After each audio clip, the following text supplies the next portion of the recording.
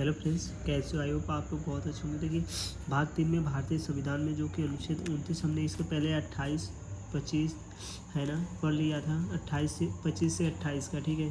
तो उसमें हमने बहुत अच्छे से एक्सप्लेन किया है। अगर आपने नहीं उस वीडियो को देखी तो प्लीज़ आप जाके देख लें, है ना।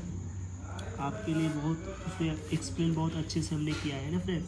तो चलिए हमने शुरू करते हैं। तो जो भी यूपीएससी की तैयारी कर रहे हैं ना, यूपीएससी, पीसीएस, एसएससी है ना, सीजीएल है ना, जिसकी भी तैयारी कर रहे हैं उस वीडियो को ज़रूर देखें, उनके लिए बहुत हेल्पफुल है ना। तो ज़्यादा नहीं, बस 20-25 मिनट तक ही वीडियो बनाऊंगा।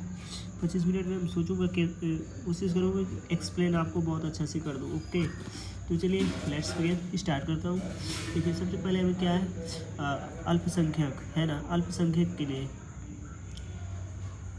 अल्पसंख्यक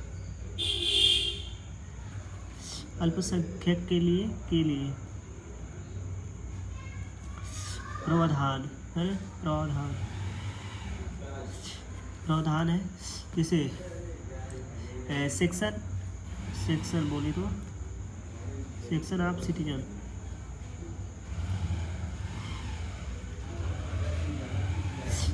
सिटीजन, ठीक है।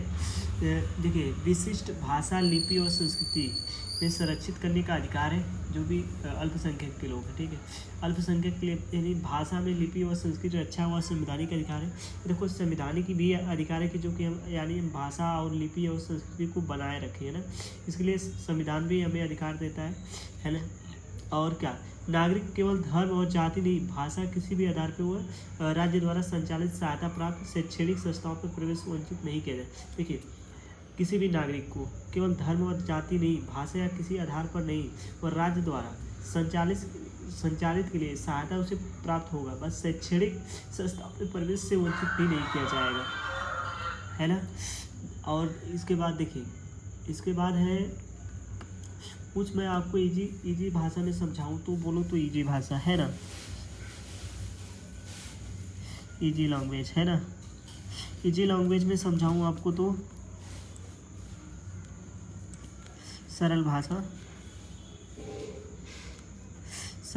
ठीक है। सरल भाषा में समझाऊं तो आर्टिकल अनुच्छेद 19 कहता है कि अल्पसंख्यक, माइनॉरिटी एंड मेजॉरिटी दोनों लागू होता है। बात करूं तो बहुसंख्यक, अल्पसंख्यक के लिए दोनों को लागू होता है। अल्पसंख्यक संख्यक और बहुसंख्यक, ठीक है। यही बात करूँ तो इसको मैं इंग्लिश में कर दे रहा हूँ, मेजॉरिटी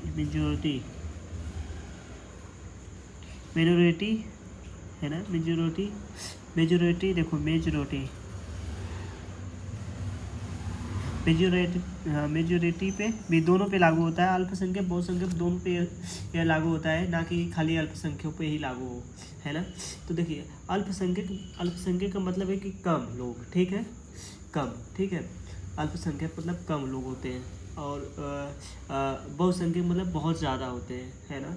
तो सुनिश्चित करता है कि कोई वर्ग अपनी भाषा, कोई भी अपनी भाषा, लिपि और संस्कृति को सुरक्षित रखे, और साथ में शिक्षा संस्था पर प्रवेश के समय भेदभाव ना हो।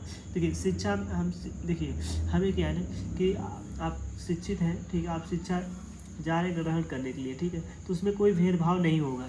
बात करूँ यूपीएससी के एक हिसाब से, यूपीएससी पर्सपेक्टिव के हिसाब से देखिए, इसमें क्या है, भाषाएं और संस्कृति विविधता है। भारत में क्या है, संस्कृति विविधता है कि नहीं, है ना। संस्कृति विविधता हर जगह, हर राज्य की अलग अलग 28 राज्य 28 भाषा बोली जाती है ना। तो क्या है, संस्कृति यूनिटी ऑफ डाइवर्सिटी है कि नहीं, भावना सांस्कृतिक संरक्षण है ना। फिर कुछ विशेष बात करूँ तो जो यूपीएससी के लिए ऑल एग्जाम की विधि, कलेक्टिव ऑफ राइट, सामूहिक अधिकार एंड इंडिविजुअल राइट, केवल अधिकार से यह नागरिक, सिटीजन और समिति, फॉरजिनर जो विदेश के भी हो, है फॉरजिनर जो अधिक दावा नहीं कर सकते इसके लिए, है ना। इसके लिए देखो, विदेश लोग दावा नहीं कर सकते, बट जो कुछ विशेष बात है ना, कुछ perspective and the talk of conversation, ठीक है। तो कलेक्टिव राइट जो हम सामूहिक अधिकार है, इंडिविजुअल राइट्स है, ये हम नागरिक के लिए लागू होता है, बट ये फॉरजिनर अधिकार का दावा नहीं कर सकते, है ना। विदेशी लोग दावा इस बात को नहीं कर सकते। केस ऑफ लॉ, देखो महत्वपूर्ण कुछ केस भी हुई था जो कि हमें जानना था कि अनुच्छेद 29(2), अनुच्छेद देखो 29 का दूसरा, ठीक है, अनुच्छेद 29 का दूसरा, इसमें कहता है कि शैक्षिक देखिए शैक्षिक है ना, तो हमें क्या है,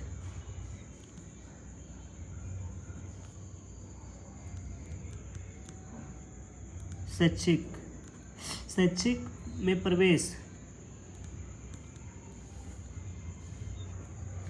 शैक्षिक में प्रवेश और भाषा आदि के आधार पर नहीं रोका जा सकता है ना। फिर इसमें फर्स्ट अमेंडमेंट में कहा गया 1951 में अनुच्छेद 15-14 में जोड़ा गया है, 15 के 4 भाग में जोड़ा गया है। सामाजिक शैक्षिक रूप से पिछड़े वर्ग के लिए आरक्षण की अनुमति है ना। तो मैं इसको 15 में बताया है, आप 15 की हमारा क्लास है, आप देख सकते हो, है ना।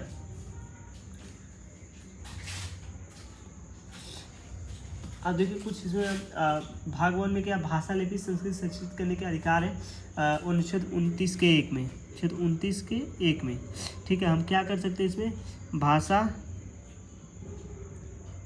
लिपि है ना, संस्कृति का अधिकार है।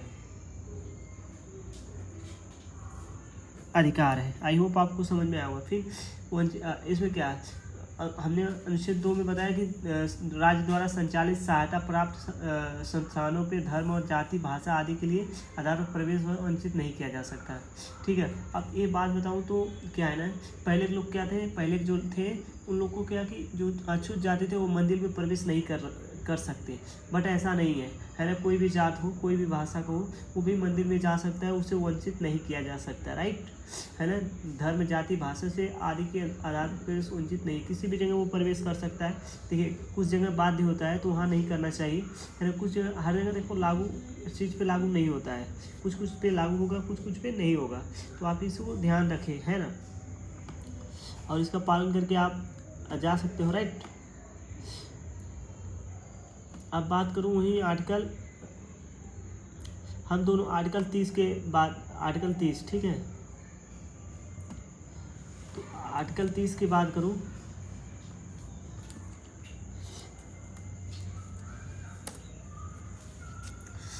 तो आर्टिकल 30 क्या है, देखो हमने 29 में आपको तो बताया, वही आर्टिकल 30 में अल्पसंख्यकों को शैक्षणिक संस्था पे स्थापित करने का चलाने का अधिकार है। जैसे अल्पसंख्यक जो है, अल्पसंख्यक बताऊं तो जैसे ईसाई जो कि अल्पसंख्यक में आएंगे, है ना, मेरे को नहीं याद आ रहा है, ईसाई लोग हैं जो अल्पसंख्यक में आएंगे, सिख भी अल्पसंख्यक में आएंगे, सब अल्पसंख्यक में है। तो क्या है ना, अल्पसंख्यक को शैक्षणिक संस्था स्थापित करें, उन लोग अपने से संस्था स्थापित कर सकते हैं, चलाने का अधिकार है उन लोग के लिए, है ना, क्योंकि अपना शिक्षा अधिकार, अपना शिक्षा मतलब स्थापना करेंगे तो उसमें क्या होगा कि उन लोग मेजोरिटी लाएंगे, है ना, बढ़ावा देंगे, है ना, मेजोरिटी लाएंगे, बहुसंख्यक में बढ़ावा देंगे, है ना। तो अनुच्छेद 30 का आता है, ठीक है, अनुच्छेद 30, ठीक। तो जो भी अल्पसंख्यक, इसमें मैं लिख दे रहा हूँ अल्पसंख्यकों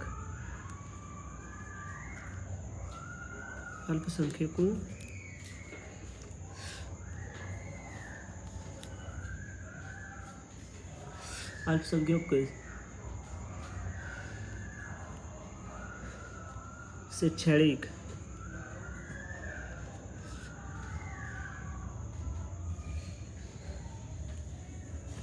संस्थान स्थापित कर सकते हैं, उनके अधिकार है, ठीक है, मैं इतनी लिख रहा हूँ, अधिकार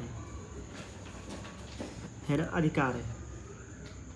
और क्या, वह इंडिविजुअल कलेक्टिव ऑफ राइट, ठीक है, वो नागरिक प्लस गैर नागरिक दोनों पर लागू होता है, ठीक है, both citizen and non citizen दोनों पे लागू होता है। ऐसा नहीं कि हम जो अल्पसंख्यक वही कर सकते हैं, नहीं, जो मेजोरिटी में वो भी कर सकते हैं, जो माइनॉरिटी में वो भी कर सकते हैं, राइट।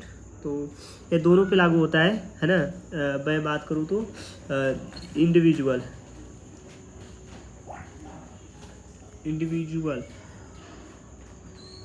एंड प्लस कलेक्टिव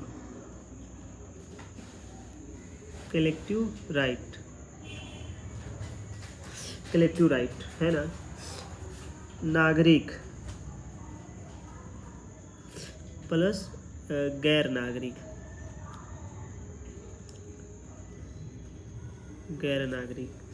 है ना। Both citizen and non citizen दोनों पे लागू होता है। आई होप आपको समझ में आया होगा, है ना। ये भाषा और धर्म के आधार पर, ठीक। अब बात करें यूपीएससी फ्रेंडली, ठीक है। थोड़ा यूपीएससी के बारे, यूपीएससी से रिलेटेड देखिए, मैं हर समय कहूँगा जो यूपीएससी के स्टूडेंट है, यूपीएससी पीसीएस है ना, वो मेरी वीडियो देख रहे हैं तो मैं बता रहा हूँ रियली जो अनुच्छेद में बताया जाता है बेसिक जो डीपली मैं उनको बता दे रहा हूँ। हाँ, बट मैं लिख नहीं रहा हूँ, नोट डाउन नहीं, आप नोट डाउन कर सकते हो। मेरी आवाज़ को रोक के स्पीक करके, हाँ, थोड़ा भगा के रोक के कर सकते हो नोट डाउन, कोई नहीं, ठीक है। इसमें क्या है कि देखिए अनुच्छेद 29 क्या कहता है कि भाषा लिपि संस्कृति की सुरक्षा होगा, है ना। बात में वही अनुच्छेद 30 कहता है शैक्षिक संस्थान स्थापित व प्रतिबंधित करने का अधिकार भी है। देखो, प्रतिबंधित भी कर सकते हैं और स्थापना भी कर सकते हैं शिक्षा का, ठीक है। शैक्षणिक संस्थान, ठीक है, मतलब स्थापना करना स्कूल वगैरह, ठीक है। फिर इसमें केवल नागरिक पर ही लागू होता है, नहीं, नागरिक मतलब विदेशियों नॉन सिटीजन पर भी लागू होता है, वो भी यहाँ पर खोल सकता है ना, खोल सकता है, स्कूल वगैरह खोल सकता है ना। और कलेक्टिव राइट ना सामूहिक होता है, बस इंडिविजुअल प्लस कलेक्टिव दोनों होता है। मैंने बात किया ना कि नागरिक प्लस गैर नागरिक, ठीक है, दोनों हो सकता है। नॉन सिटीजन दोनों हो सकते हैं। विविधता की सुरक्षा, यूनिटी ऑफ डाइवर्सिटी, देखो डाइवर्सिटी भारत में बहुत है। डाइवर्सिटी की बात करें तो लोग अलग जगह अलग अलग भाषा बोलते हैं। अल्पसंख्यक समुदायों को शैक्षणिक स्वतंत्रता है, जो भी अल्पसंख्यक उनको शिक्षा के लिए स्वतंत्र रूप से वो शिक्षा ले सकते हैं, दे सकते हैं, है ना। राज्य सहायता प्राप्त करने अथवा स्थानों पर प्रवेश से वंचित नहीं किया जा सकता। किसी भी प्रवेश का अधिकार जो कि राज्य द्वारा सहायता प्राप्त संस्थानों में प्रवेश से वंचित नहीं किया जा सकता। सपोज देखो कह रहे हैं कि राज्य द्वारा हमें सहायता भी मिल सकता है, स्थापना भी, और में जैसे 29 में क्या है, 30 में क्या है कि राज्य के अल्पसंख्यक संस्था पे मान्यता सहायता देने से मना करने का अधिकार नहीं है। देखो अल्पसंख्यक के हैं, उनको मना करने का भी कोई अधिकार नहीं है। बात करूँ देखिए बस इसमें ज़्यादा TMA pi of foundation case 2002 में, ईमानदार केस 2005 में ये चला हुआ था, है ना। कुछ अब बात करूँ यूपीएससी पेपर के लिए, है ना, मेंस के लिए, तो यूपीएससी के लिए अनुच्छेद 29 और 30 में पार्ट में फंडामेंटल राइट्स में आते हैं, जो कि कल्चर एजुकेशन राइट्स कहा जाता है। मतलब कल्चरल की भाषा, डाइवर्सिटी, ये सब के बारे में हमें पता चलता है। आई होप आपको समझ में आएगा फ्रेंड्स, है। अब बात करूँ तो थोड़ा MCQ, देखो MCQ भी दे सकता हूँ आप लोग को। तो आपको ये वीडियो अच्छी लगी तो आप लाइक शेयर कमेंट जरूर करिएगा, ओके फ्रेंड्स। तो हम नेक्स्ट वीडियो मिलते हैं, तब तक bye, take care, have a nice day.